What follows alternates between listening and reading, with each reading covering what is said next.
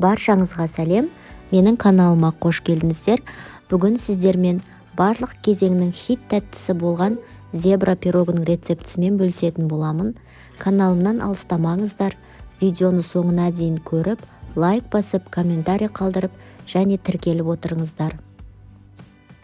Пирогты жасау үшін ең алдымен 4 жұмыртқамызды жарып, оның үстінен шекерімізді салып, шекеріміз ерігенше жақсылап араластырамыз.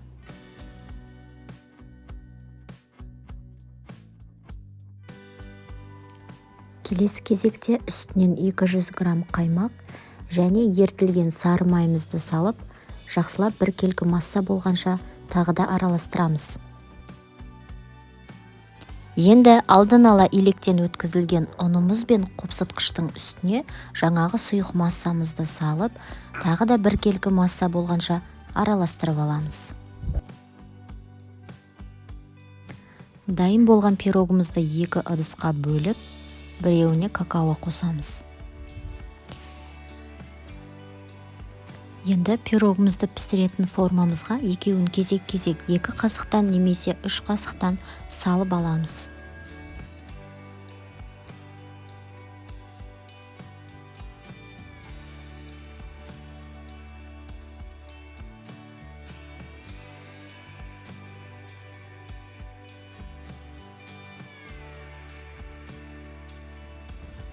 Енді кез келген үшкір затпен пирогыңызды дәл осы видеодағыдай бетін әсемдеп шығасыздар.